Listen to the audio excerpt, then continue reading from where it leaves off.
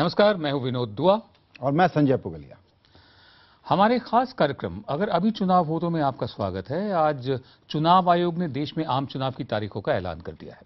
ऐलान के होते ही कल तक अहंकार के नशे में चूर नेताओं के दिल की धड़कन तेज हो गई है। पता नहीं वापस आएंगे या नहीं।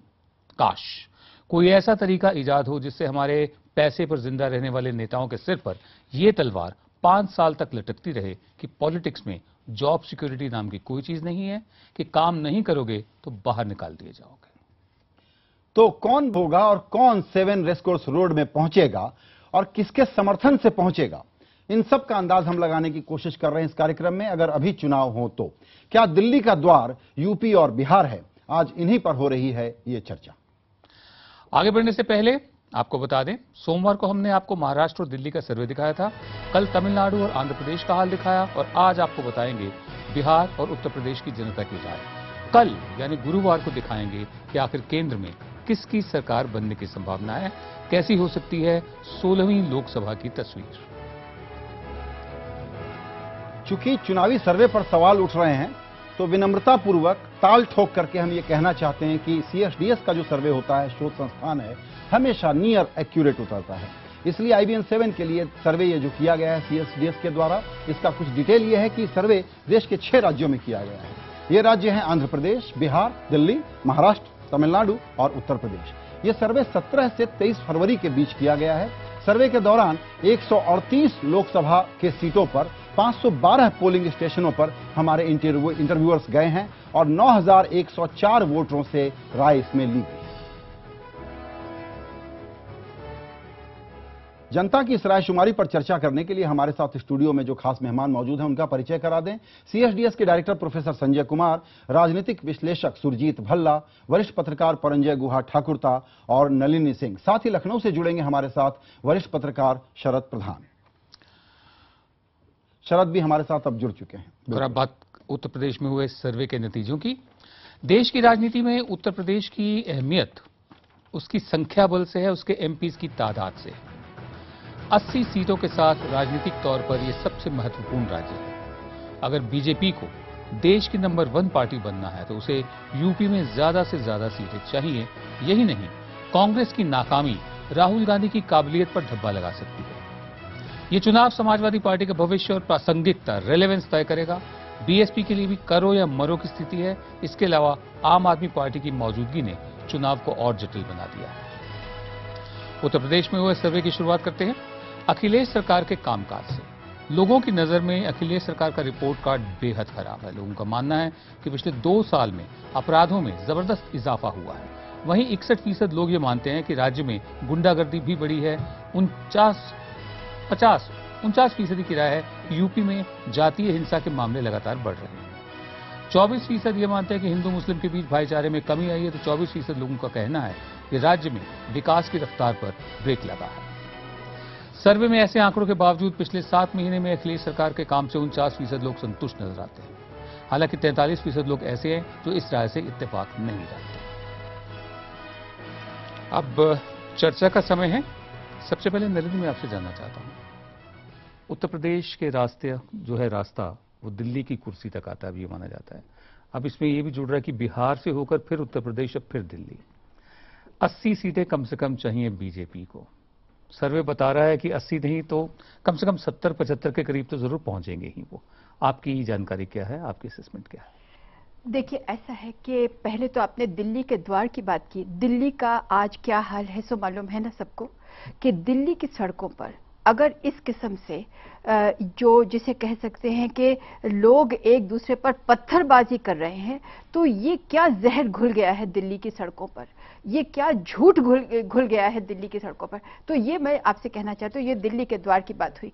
अब जिस दिल्ली पर काबिज होना चाहते हैं जो भी पार्टी करें, मैं समझती हूँ कि अगर आपने बिहार की बात की, और मैं यहाँ नहीं थी लेकिन मैंने हेडलाइन आपका सुना, बिहार में आप कह रहे हैं कि भाजपा का एक बल नजर आ रहा है या एक हवा नजर आ रही है, संजय जी ये कह रहे हैं। अगर वही बात अभी आप कह रहे हैं कि कुछ ना कुछ दिखाई दे रहा है आपके उत्तर प्रदेश के भी आंकड़ों में, हालांकि 49% लोग अभी भी अखिलेश सरकार से संतुष्ट से नजर आते हैं, लेकिन अगर इस तरह से है तो कुछ बयार जरूर बह रही है, कुछ हवा जरूर बह रही है।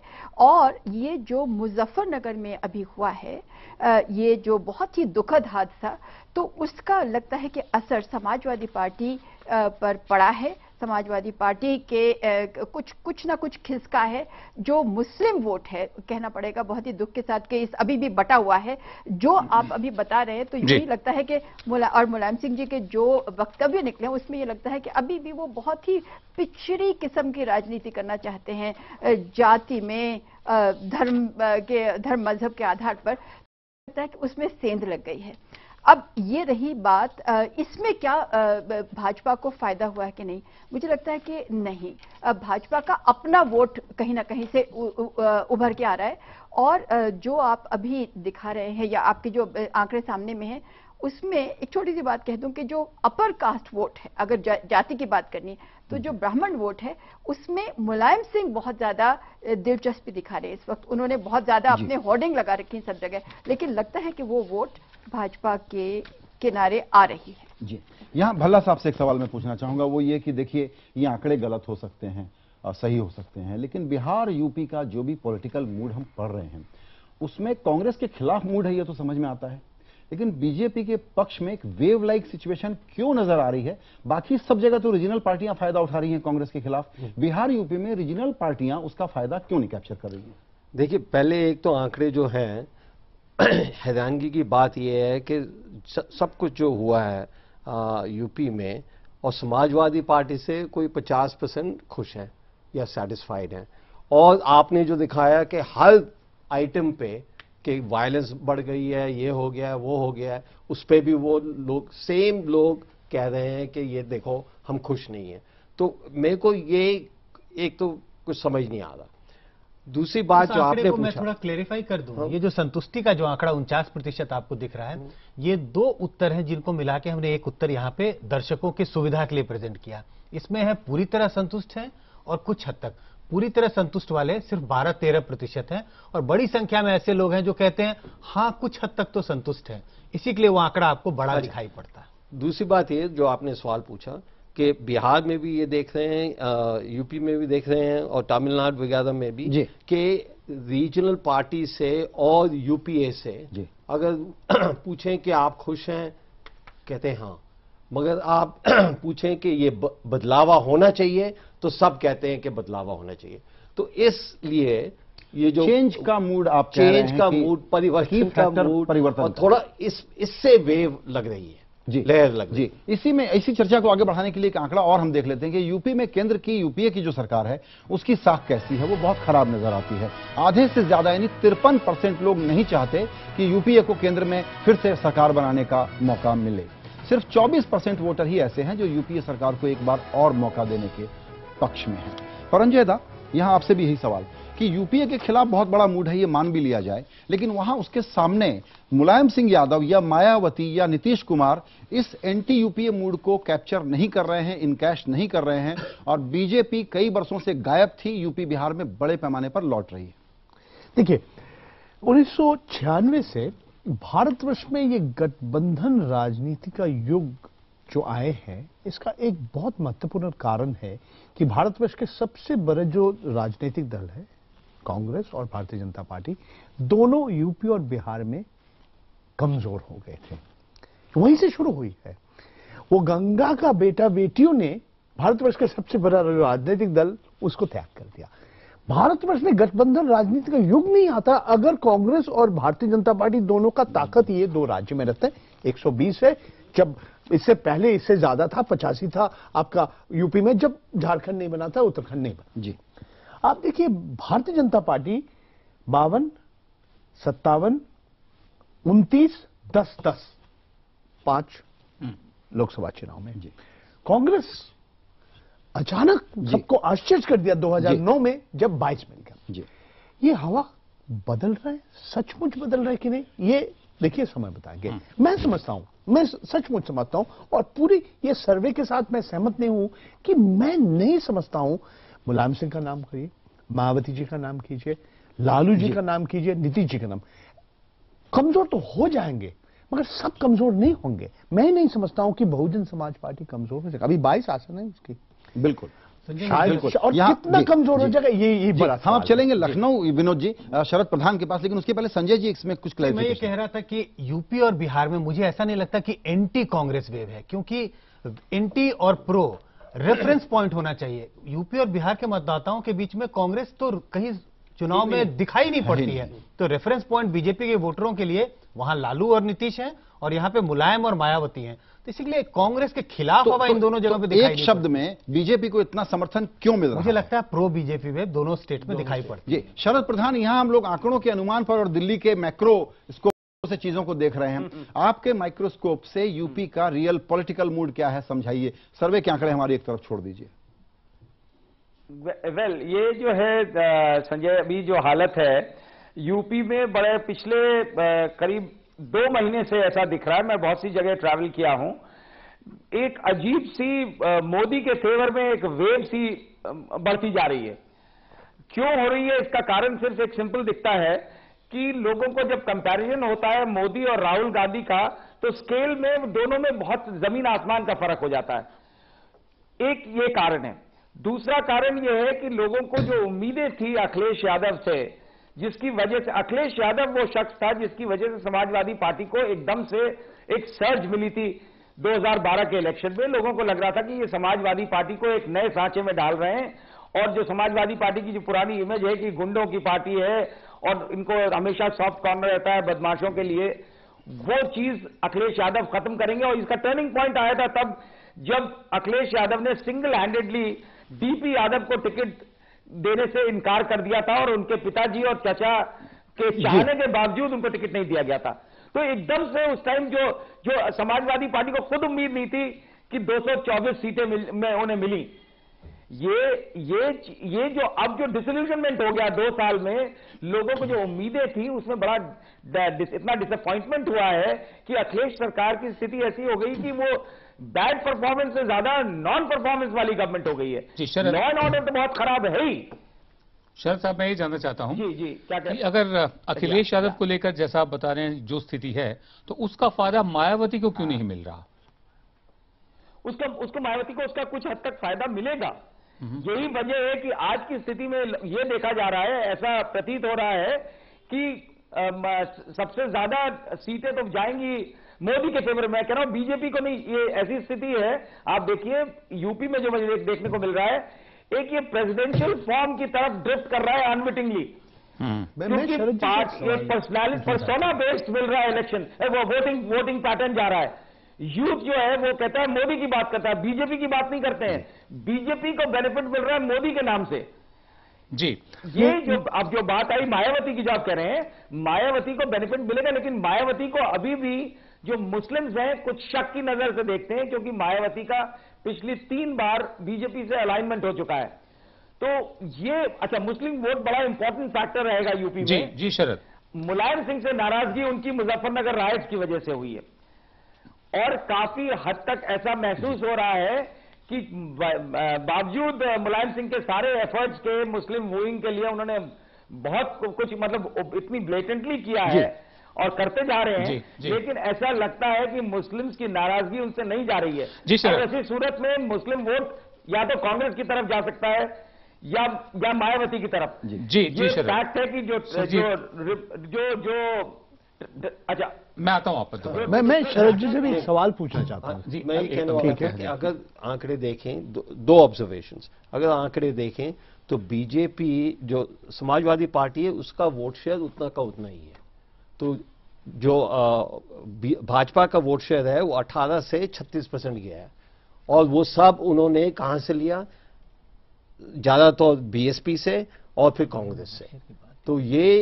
तो अगर ये मुस्लिम का फैक्टर है कि समाजवादी पार्टी के पास मुस्लिम्स की वोट्स हैं, वो वहीं के वहीं टिकी हुई हैं, तो कास्ट की जो मूवमेंट है या बाकी जो डिटर्मिनेंट्स हैं उसके, वो वहां जाए। दूसरा ये कि जो आपने पहले जो सवाल पूछा कि यहाँ क्या हो रहा है, कि मायावती को क्यों फायदा नहीं हो रहा, या लालू प्रसाद यादव को फायदा नहीं हो रहा, या क्या कहते हैं नीतीश कुमार को फायदा नहीं हो रहा। अगर ये सारे पोल्स एक निगाह इस पे डाल लेते हैं। हाँ? इसी जो जिसका आप जिक्र कर रहे हैं, हाँ। हम एक निगाह दर्शकों को भी दिखा देते हैं। अच्छा। यही वाला जो सर्वे आप बात करें जिसकी सर्वे में एक दिलचस्प बात सामने आई है। समाजवादी पार्टी शायद मुस्लिम वोटरों का भरोसा फिर से हासिल करने में कामयाब होती दिख रही है। मुस्लिम समुदाय की रायशुमारी में जब इस सवाल पूछा गया कि आखिर वो किसे वोट देंगे, तो 47% मुस्लिम समाजवादी पार्टी को वोट देने के पक्ष में दिखे। ये आंकड़ा जनवरी में किए गए सर्वे के आंकड़ों से काफी ज्यादा है। जनवरी में सिर्फ 33% मुसलमान ही समाजवादी पार्टी को वोट देने के हक में थे। ध्यान रहे कि जनवरी सर्वे से कुछ पहले ही मुजफ्फरनगर दंगे हुए थे। बाकी पार्टियों की बात को तो 24% मुस्लिम कांग्रेस को वोट देना चाहते हैं और 13% मुसलमान ऐसे भी हैं जो इस लोकसभा चुनाव में बीजेपी को वोट देने के पक्ष में हैं। जी, 13% वोट जो है मुसलमानों का वो बीजेपी की तरफ भी जा रहा है। और बिहार में भी कोई 11-12% थे, तो और बाकी जगह ऐसे तो, कई राज्य हैं। हाँ। जिस राज्य में भी आप सर्वे कर लें, वाजपेयी के समय में करीब 3-4% वोट मुस्लिम वोट मिलता था बीजेपी को, वो बढ़ के अब डबल डिजिट में निश्चित रूप से ज्यादा दिखाई पड़ रहा है। तो ये भी शायद अंडरस्टेटेड हो, ये शायद अंडरस्टेटेड हो। ये दो सिग्निफिकेंट बात। अभी शरद प्रधान, आपका पॉलिटिकल एनालिसिस ये है कि कितनी भी कोशिश कर लें, मुलायम सिंह वो वोट लेके नहीं आ पा रहे हैं नाराज मुसलमानों के। हमारा सर्वे थोड़े मुसलमान वोट को शिफ्ट होता हुआ मुलायम सिंह की तरफ दिखा रहा है, मायावती की तरफ थोड़ी गिरावट दिखा रहा है, लेकिन बीजेपी की तरफ 13% का आंकड़ा दिखा रहा है।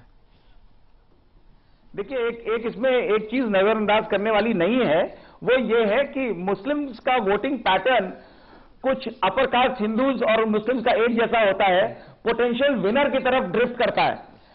तो जहां पे देखिए जिसके पास बेस वोट है उसकी तरफ मुस्लिम वोट जाएगा। मुस्लिम वोट का जो स्प्लिट होने का चांस यही वजह है, क्योंकि जहां जहां बीएसपी का स्ट्रांग कैंडिडेट होगा वहां पे मुस्लिम वोट बीएसपी की तरफ जाएगा। कांग्रेस को सिर्फ वही मिलेगा जहां श्योर शॉट जीतने का चांस है। देखिए, और ये स्प्लिट होने का एडवांटेज बीजेपी को मिल रहा है। जी शरद, हमारे मेहमान है परंजु कुंवर ठाकुर का कुछ पूछना चाहते हैं आपसे। नहीं, हम थोड़ा बहुत आश्चर्य हो गए कि आपका सर्वे क्यों और कुछ दिखा रहे हैं। शरद जी, स्थानीय मुद्दा का बात होता है और केंद्र में क्या हो रहा है नहीं, सब लोग जानते हैं ये लोकसभा चुनाव है। और आप जैसे कहा, उत्तर प्रदेश का मुसलमान हर समझ लीजिए 5 वोटर में एक मुसलमान है, तो उन लोग क्या ये जो सांप्रदायिकता ये क्या मुद्दा है और ये क्यों, अगर नहीं है क्यों नहीं है, यही सवाल मेरा। जी शरद। नहीं, देखिए जहां तक बीजेपी का सवाल है उसमें ये मुझे नहीं समझ में आता कि किस तरह से 13% मुस्लिम वोट उनकी तरफ जाने की उम्मीद है। मैं भी बहुत ऐसा नहीं दिखता। मुस्लिम्स में मेरी कई जगह जहां जहां मोदी की रैलीज हुई हैं, पर्टिकुलरली मुस्लिम पॉकेट्स जैसे बहराइच, आगरा, वहां पे मैंने मदरसों में जाकर के लोगों से बात करी, मौलानाओं से। ये जरूर था कि सबको बहुत इंटरेस्ट था मोदी की, कोई ऐसा शख्स नहीं मिला मुस्लिम जिसने मोदी की रैली देखी नहीं, मतलब वहां जाके नहीं देखी, टेलीविजन पे देखी। नलिनी, ये जो उनका मकसद ये था, और वो लोग सब इस बात से बड़े अचंभे में थे। नलिनी, ये जो एक फैक्टर है, शरद बिल्कुल ठीक है, हमने इस पर चर्चा की। नलिनी, ये जो है कि एक फियर फैक्टर मुसलमान कम्युनिटी में जो है मोदी के नाम पर, वो बहस है कि टूट रहा है कि नहीं टूट रहा है। इन आंकड़ों पर और शरद के तर्क को अगर सामने रखें तो आपकी क्या राय बनती है? देखिए, जो हम जिसे मुस्लिम मतदाता कहते हैं वो भारत का एक अभिन्न अंग है। उसका मानसचित्र वही है जो कि हिंदू का है या किसी और कौम का है। और मैं यूं भाषण देने के लिए नहीं कह रही, ये दरअसल है क्या है, उसकी जो मेन मुद्दा उसमें क्या है, वो चाहता है, उसमें भी उम्मीद है, उसमें भी उम्मीद है कि हम आगे बढ़ेंगे।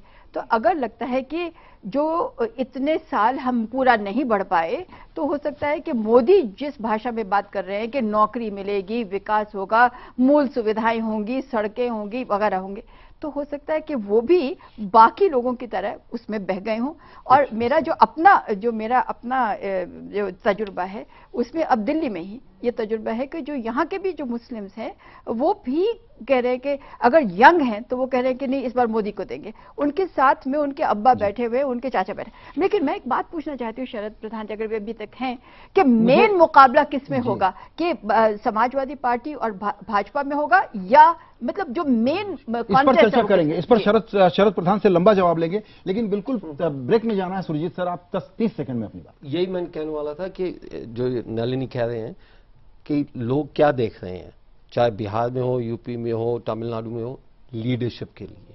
हमने देखा है कि पिछले 5 सालों में कोई लीडरशिप का एविडेंस नहीं था, सबूत क्या नहीं था। बिल्कुल। तो क्या वो leadership- मोदी जो दे रहा है वो प्रॉमिस जो दे रहा जी। है कि मैं लीडरशिप करूं। तो सारी जो पॉलिटिकल मैं बहसें हम सहमत करते हैं नहीं हूं आप उसमें दोनों से। लीडरशिप, गवर्नेंस और स्टेबिलिटी, क्या ये एक कॉमन थीम है? इसका जवाब तो हमारे पास नहीं, लेकिन फिलहाल यूपी के जो आंकड़े हैं उस पर हम नजर डालेंगे कि वोट और सीट शेयर में सीएसडीएस का ये सर्वे कैसे कन्वर्ट होगा। उत्तर प्रदेश पे जो सर्वे हुआ सीएसडीएस ने हमारे लिए किया, उसमें क्या तस्वीर उभर कर सामने आ रही है, संजय पुगरिया आपको बताएं। जी बिल्कुल विनोद सर, आजकल मैंने एक गॉसिप सुनी है और वो ये सुना है कि श्री नरेंद्र मोदी आजकल एक गाना गाते हैं, गाना गुनगुनाते हैं, मैं आया हूं यूपी और बिहार लूटने। बिल्कुल, तो ऐसा कुछ आंकड़ा बिहार का देखा आपने, और अब हम नजर डालेंगे कि यूपी में क्या हो रहा है। यूपी के आंकड़ों पर नजर डालने की तैयारी हम कर रहे हैं। 80 सीटों का राज्य, सबसे बड़ा राज्य, सबसे बड़ी आबादी, और यहां पर इस 80 सीट में से कौन कितनी सीटें लेगा, इस पर हम नजर डालेंगे। पहले देखते हैं वोट शेयर। इस वोट शेयर में थोड़ी तब्दीली है। अहम तब्दीली यह है कि बीजेपी का वोट शेयर 1% गिर करके 36% है। समाजवादी पार्टी का वोट परसेंट 17 से बढ़कर के 22% है। बीएसपी 17% पर है, कांग्रेस 13%, अन्य 7%, आम आदमी पार्टी 5%। यही आंकड़ा उसका जनवरी के आंकड़े में भी हमने देखा था, उस सर्वे में भी देखा था। इसका सीटों में किस तरह से तब्दील हो रहा है ये आंकड़ा, इसको देखते हैं। सीएसडीएस के इस सर्वे के आधार पर राजीव करंदीकर हमारे लिए सीट प्रोजेक्शन करते हैं, वो आंकड़ा हम आपको बताते हैं। बीजेपी को 41 से 49 सीटें मिलने का अनुमान यहां पर लगाया जा रहा है 36% वोट शेयर के साथ पे, यानी कि आप मान सकते हैं कि 45 सीटों को ये हमारे जो सर्वेयर हैं वो इसको मानते हैं कि ये पक्की संभावना है। समाजवादी पार्टी को 11 से 17, बीएसपी को 8 से 14, कांग्रेस को 5 से 9, अन्य को 1 से 5। ये 80 सीटों का हिसाब है। विनोद जी, आपसे मेरा सवाल, आपका कमेंट या आप किसी और से सवाल पूछें, वो ये होगा कि हम समझते हैं कि यूपी में एक जो सामाजिक संघर्ष है, जिसको लोग जातीय संघर्ष बोलते हैं, वो एक लड़ाई को, एक पराकाष्ठा, एक परिणति पर पहुंचना था। बीजेपी जानी जाती है रिलीजियस पोलराइजेशन के लिए। हमको लगता है कि कास्ट पोलराइजेशन का दौर था, जिसमें मायावती और मुलायम सिंह को अभी भी अपने किले को संभाल के रखना था। फिर ये ऐसे आंकड़े क्यों? जी, इसी आपके सवाल को आगे बढ़ाते हुए मैं इसमें कुछ और भी जोड़ूंगा। कुछ देर पहले जो नलिनी ने बात की कि उत्तर प्रदेश में बीजेपी का मुकाबला आखिरकार है किससे, संजय मैं आपसे जानना चाहता हूं। नलिनी सिंह, इन्होंने, आपने अभी ये सवाल पूछा था कुछ देर पहले, किससे मुकाबला है बीजेपी का? देखिए, अगर इन वोट एस्टिमेट्स को हम देखें तो सचमुच मुकाबला दिखाई नहीं पड़ता। बीजेपी के सामने कोई भी पार्टी टिकती हुई दिखती नहीं है। बीजेपी, इस आकलन के हिसाब से बीजेपी को 36% वोट मिल रहे हैं, और जो सबसे नजदीकी पार्टी, जो समाजवादी पार्टी दिखाई पड़ती है, वो 22% पे है। 14% का फासला है। आप क्या इसको मुकाबला कहेंगे? मुझे तो नहीं लगता कि कोई मुकाबला है। लेकिन अगर इन आंकड़ों में अर्थ निकालना हो, निश्चित रूप से समाजवादी पार्टी कुछ टक्कर दे रही है और बीएसपी नंबर 3 पे दिखाई पड़ती है। जी, मैं आपसे जानना चाहता हूं, आप बिल्कुल कन्विंस नहीं है, मैं जानता हूं। आपके कन्विंस ना होने की वजह क्या है? देखिए, जो नलिनी जी कहा, अगर समझ लीजिए पूरा उत्तर प्रदेश में हर 5 वोटर में एक मुसलमान है, 18%, 19% है। मैं मान लिया इसमें 2-3% लोग कभी कभी भारतीय जनता पार्टी, ऐसे नलिनी जी मिलना, मैं भी मिल सकता हूं ऐसे लोगों को।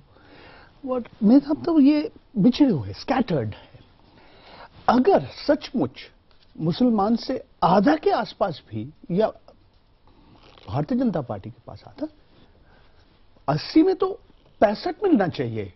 अगर बिहार में 40 में तो 30 के ऊपर मिलना चाहिए। मतलब भारतीय जनता पार्टी फिर अकेला भारतवर्ष में 300 के आसपास पहुंच जाएंगे। मेरा नहीं लग रहा ये होने वाले हैं। मैं समझता हूं आज भी 90 से ज्यादा 95% मुसलमान लोग और किसी को भी वोट सकते हैं, मगर भारतीय जनता तो आपकी नजर में यूपी में नंबर 1 पार्टी कौन होगी, मुलायम और मायावती में? मेरा लग रहा है, आप लोग जो कह रहे हैं, मेरा लग रहा है Bahujan Samaj party, BSP number 1 हो सकती है। नहीं, एक मिनट, नंबर 1 नहीं बोल रहा, मैं कह रहा हूं भारतीय जनता पार्टी नंबर 1 हो सकता है जरूर, मगर 2 नंबर पोजीशन में शायद बहुजन समाज पार्टी हो जाए। अभी 22 मैं समझता हूं कमजोर, सबसे कमजोर हो जाएंगे कांग्रेस, क्योंकि 22 सांसद है ठीक है, मेरा ऐसा लग रहा है मुलायम सिंह भी कमजोर हो जाएंगे। इसका फायदा भारतीय जनता पार्टी और बहुजन समाज पार्टी को बिल्कुल ठीक है। ये मेरा कहना है। भला साहब आपसे ये इस पर कमेंट करें, उसके साथ में एक अपना सवाल जोड़ दूं। अगर अखिलेश यादव की सरकार के खिलाफ इतनी नाराजगी है तो पार्टी नंबर 2 के तौर पर उनको अपना मैसेज यूपी के वोटर को देते हुए बीएसपी को ऊपर लाना चाहिए, न कि समाजवादी पार्टी को। फिर ऐसा नंबर क्यों आ रहा है? हाँ, तो पहले ही मैंने कहा था इस पे मेरी हैरानगी है, वेरी वर्रिड कि ये क्यों हो रहा है। मगर पवन जॉय से मैं एक सवाल पूछना चाहता हूं, और वो ये है कि अगर आपने भी वोट शेयर देखो, और मेरे ख्याल से ये वोट शेयर सिर्फ समाजवादी पार्टी के थोड़े ज्यादा लगते हैं और बीएसपी के थोड़े कम लगते हैं। मगर ये 4 लोगों की लड़ाई है। बिल्कुल, और आप उसमें जानते हैं कि अगर थोड़ी भी 4-5% अगर स्विंग हो तो उससे काफी फर्क पड़ सकता है। और यहां पे हम देख रहे हैं कि बीजेपी की वोट 18% थी 2009 में, अब 36% है। और मेरे को लगता है कोई ज्यादा हैरानगी की बात नहीं है, जो भी हम सुनते हैं कि इतना वोट शेयर है, ओनली 1/3 है। तो इसका जवाब आपका क्या है कि अगर ये स्प्लिट वोट है, first pass the post system है, तो आपको क्यों हैरानगी है कि इन आंकड़ों के साथ 50 सीटें बीजेपी को मिल सकती? मेरा लग रहा है, देखिए समय बताएंगे, 16 मई को मैं भी कहता हूं समय बताएंगे। मैं बता, आप बिल्कुल आप ही का जो युक्ति है वही मैं इस्तेमाल करता हूं, क्योंकि अगर वोट सचमुच 4 भाग में बांट जाते हैं तब तो भारतीय जनता पार्टी आराम से आ जाएंगे। मगर अगर 4 भाग नहीं, सब 25-25 नहीं, क्योंकि भारतीय जनता पार्टी सबसे ज्यादा मिलेगा और बाकी वोट बांट जाएगा। मैं हाँ जी बोलिए। इसमें हम एक जरा रेफर कर लेते हैं कि सर्वे क्या कहता है कि आखिर बीजेपी का ये वोट आ कहां से रहा है, जिसके बारे में इतनी गर्म चर्चा हो रही है। सर्वे में जब हमने सवाल का जवाब ढूंढने की कोशिश की तो ये आंकड़े सामने आए। बीजेपी को सभी तबकों का अच्छा खासा वोट मिलने के आसार हैं। सबसे ज्यादा 62% वोट ब्राह्मणों के, 54% वोट राजपूतों के बीजेपी के खाते में जाते दिख रहे हैं। वहीं 45% जाट बीजेपी को वोट देने के पक्ष में नजर आ रहे हैं। आरएलडी और उनके नेता चौधरी अजीत सिंह के लिए यह आंकड़ा बुरी खबर साबित हो सकता है। तो इनका सर्वे जो है सीएसडीएस वालों का, वो ये कहता है कि इतने इतने वोट यहां वहां से आ रहे हैं। बोलिए। नहीं, मेरा सिर्फ ये कहना है कि मैं ये जो आंकड़ा दिखा रहे इसमें इसका विश्वसनीयता के ऊपर मैं एक प्रश्न चिन्ह डालना चाहता हूँ। लेकिन किस वोट पर? जो ब्राह्मण वोट है या राजपूत वोट है या ये जाट वोट है? एस्टिमेट जो कह रहे हैं 36% वोट आ ही नहीं। देखिए, अगर वो लोगों से आती है। हाँ, लोग और लोग नहीं, चलिए उसमें आपकी सरब जी ने कहा जो मुसलमान भी प्रैक्टिकल वोटिंग करते हैं, तो हर जाति हर नहीं, ये थोड़ा जनरलाइजेशन पर ना जाएं। मेरा पॉइंट ये है सिंपल कि इनका आंकड़ा है 36%, 18% की लीड। आप इसको चैलेंज कर रहे हैं कि आपको ये सही नहीं लगता? नहीं, मैं कह रहा हूं कि भारतीय जनता पार्टी सबसे आगे बढ़ेंगे। 10 है अभी। नहीं, बात वो नहीं कर रहे हैं हम। बात ये कर रहे हैं कि वोट शेयर के मामले में सीएसडीएस का एक ट्रैक रिकॉर्ड रहा है। सीटों की बात हम नहीं करें, वोट शेयर के मामले में ये लीड आपको गलत लग रही है। ये हो सकता है गलत आंकड़ा, नहीं मान लिया इसको। नहीं, आई एम नॉट, ये नहीं कह रहा हूं मैं कह रहा हूं कि वोट शेयर जरूर बढ़ेंगे बीजेपी को, मगर इतना नहीं बढ़ेंगे। नहीं, इतना शायद बढ़ भी सकता है, मगर इतने सीट शायद। ठीक है, आपका पॉइंट वेल टेकन। आइए शरद प्रधान के पास चलते हैं। एक मिनट संजय जी, आप जवाब दीजिएगा।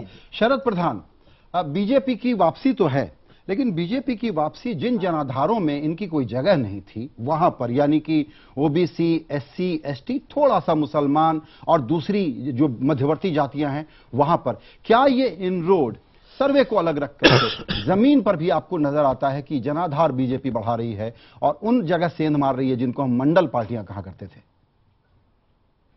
नहीं, बिल्कुल ये बात है। मैं प्रणजो की कुछ बात से एग्री करता हूं कि उन्होंने ये जो बात कही मुस्लिम वोट के बारे में, मैं इसको सबसे पहले वो क्लैरिफाई करना चाहता हूं। ये मुझे लगता है कि बहुत गलत फहमी है कि 13% मुस्लिम बीजेपी को वोट डालेगा। ये जरूर है कि मुस्लिम्स का जो एंगर था अगेंस्ट मोदी वो थोड़ा सॉफ्ट हो गया है, नरम हुए हैं, ये सोच करके उनके दिमाग में कि वो मोदी के जो स्पीचेस रही हैं। मुस्लिम वोटों पर काफी बात हुई शरद, हम जरा दूसरी जातियों पर आए। मुस्लिम वोट पर हमने पहले भी चर्चा की थी, दूसरी जातियों में इनरोड बीजेपी का बना है? करना चाहता हूं। हाँ, बिल्कुल बना है। मैं चीज कहना चाह रहा हूं कि मोदी ने कहीं पे भी कास्ट वाला एंगल, सिवाय इसके कि वो कई बड़ी पासिंग रेफरेंस में बता देते हैं लोगों को कि मैं बैकवर्ड हूं, वरना वो कोई भी जातीय आधार या कम्युनल नाम की चीज वो अपनी स्पीचेस में रिफ्लेक्ट नहीं होने देते हैं, जिसकी वजह से लोगों पे, पर्टिकुलरली यूथ पे अच्छा इंपैक्ट पड़ा है। उसका बेनिफिट मिलेगा, उसका बेनिफिट। दूसरा क्या है कि जो देखिए, जो बीजेपी का जो कोर वोट बैंक था हिंदुत्व वाला, वो तो ट्रेडिशनल वोट उनका रह गई। जो एज जो उनको मिल रही है वो इस वजह से मिल रही है, इस वोट से मिल रही है। आइए शरद जी, एक आंकड़े पर और नजर डाल लेते हैं, वो है प्रधानमंत्री पद की पसंद में नरेंद्र मोदी की बढ़त किस प्रकार की दिख रही है। 34% लोगों ने बीजेपी के पीएम पद के उम्मीदवार नरेंद्र मोदी के नाम पर मुहर लगाई है। 11% लोग कांग्रेस अध्यक्ष राहुल गांधी का नाम ले रहे हैं। राज्य में सरकार होने के बावजूद पीएम पद की पसंद में मुलायम सिंह यादव बीएसपी सुप्रीमो मायावती से थोड़ा पीछे दिख रहे हैं। 11% लोग मायावती को पीएम पर देखना चाहते हैं, तो मुलायम सिर्फ 10% लोगों की पसंद है। आम आदमी पार्टी के नेता केजरीवाल को भी 4% लोग प्रधानमंत्री की कुर्सी पर देखना चाहते हैं। जी, एक सवाल उठता है, शेक्सपियर के किसी प्ले में था, विमेन ग्रो बाय मेन। तो इन दिस केस मुझे लग रहा है कि Modi is growing by Rahul Gandhi. जब जब बरक्स, मोदी के बरक्स कोई नाम ढूंढा जाता है तो पहले राहुल गांधी का नाम आता है, जिसका फायदा मोदी को मिलता है। सुरजीत, वही, look, basically again the simple point is कि लीडरशिप स्वीपस्टेक्स में अब सिर्फ मोदी है, कांग्रेस से कोई नहीं है।